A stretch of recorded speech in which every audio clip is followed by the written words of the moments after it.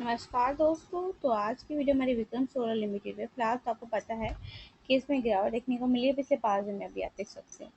तो guys, result quarter 1 के announce किए हैं और रिजल्ट्स के बाद स्टॉक में एक ज़बरदस्त सेलिंग देखने को मिली है। प्रॉफिट लगभग 85% डाउन है, लेकिन इंटरेस्टिंग बात यह है कि रेवेन्यू एक्चुअली स्ट्रांगली ग्रो हुआ है।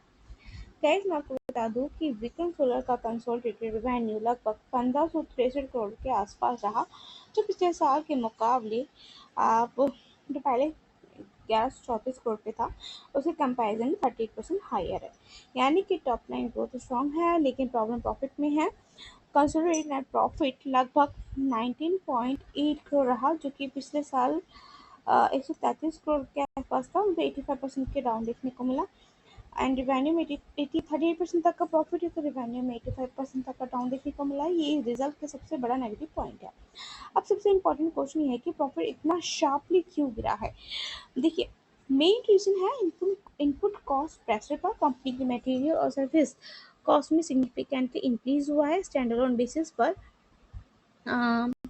जो इसके सर्विसेज कंज्यूम्ड कॉस्ट है अप्रोक्सीमेटली लगभग 1362 करोड़ पहुंच गई, एंड कंपेयर विद अराउंड देखा जाए तो 847 करोड़ लास्ट ईयर थी। तो यानी कि रेवेन्यू ग्रोथ के कंपैरिजन में कॉस्ट का इंक्रीज भी बहुत अग्रेसिवली हुआ। ठीक है, अब ईबीटा मार्जिन पे नजर डालें तो विक्रम सोलर का स्टैंड अलोन ईबीटा अप्रोक्सीमेटली 125 करोड़ रहा। कितना? 125 करोड़ रहा, जो कि पिछले साल के करीब 244 करोड़ था। यानी कि ईबीटा मार्जिन में भी 48% तक का डाउन देखने को मिला। एंड भाई, और अब ये कह लीजिए कि जब ईबीटा में इतना डाउन देखने को मिला, देखिए ये चीज़ें तो क्लियर ही हो जाती कि भाई ईबीटा इतना गिरा है, तो क्या कर सकते हैं, है ना। इसी वजह से ऑपरेटिंग प्रॉफिट जो हुआ है हैवीली प्रेशर में देखने को आया है। अब देखिए, मेन चीज़ें जो थी, मैंने आपको बताया, रेवेन्यू बढ़ा तो प्रॉफिट में गिरावट देखने को मिली है।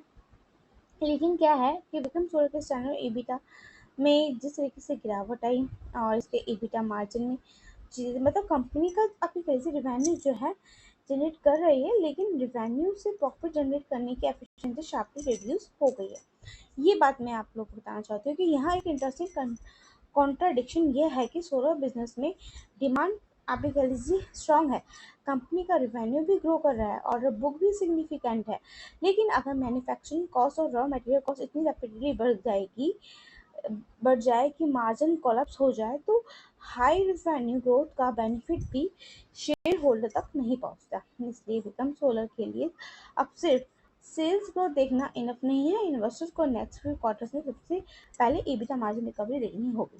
ठीक है, अब मैं आपको बता देती हूँ कि 30 जून 2026 तक विक्रम सोलर का ऑर्डर बुक अप्रोक्सीमेटली 7.9 गीगावाट था।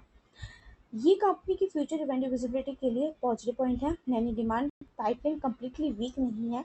प्रॉब्लम फिलहाल डिमांड से ज़्यादा प्रॉफिटेबिलिटी और एग्जीक्यूशन इकोनॉमी की है। अगर कंपनी फ्यूचर ऑर्डर्स को बेटर मार्जिन के साथ एग्जीक्यूट कर पाती है, तो अन्य रिकवरी पॉसिबल हो सकती है। मतलब क्या कह सकते हो कि कंपनी तमिलनाडु के गंगा की गंगा गंगा की कॉन्टन फैसिलिटी में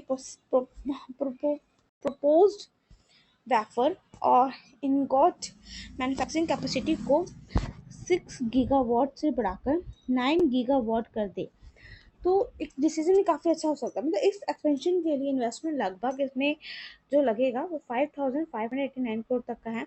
टारगेट इसका अप्रैल 2029 तक का रहने वाला है। मतलब ये सब चीज़ें कही जा रही हैं। अगर कंपनी सेल्स वेफर्स और इग्नोक्स को इंटरनली प्रोड्यूस कर पाती है, तो फ्यूचर में एक्सटर्नल सप्लाई चेन डिपेंडेंसी कम हो सकती है और मार्जिन इंप्रूव करने का एक अपॉर्चुनिटी मिल सकता है। क्लियर हुआ? कंपनी का बैकवर्ड इंटीग्रेशन प्लान ALMM3 की एक्सपेक्टेड इन्फोर्समेंट से भी लिंक्ड है।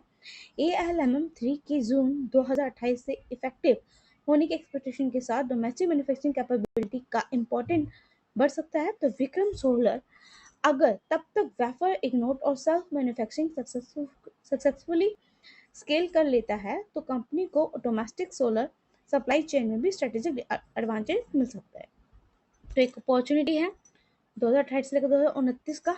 ठीक है, बाकी देखिए, क्वार्टर वन की वजह से शेयर में क्रैश हुआ, बाद में स्टॉक में थोड़ा रिकवरी भी किया मॉर्निंग में। ठीक है, एक ट्रेड देखने को मिला थोड़ा बहुत। एंड गाइज, रेवेन्यू ग्रोथ अच्छी है लेकिन प्रॉफिट कोलैप्स और मार्जिन कंपैरिजन ज़्यादा इंपॉर्टेंट कंसर्न दिखाते हैं। ठीक है, क्लियर हुआ? कोई रिकमेंडेशन नहीं है स्टडी पर से वीडियो, तो स्टडी के अकॉर्डिंग लेकर ही चलिए। कुछ डाउट है तो कमेंट करके पूछ सकते हैं।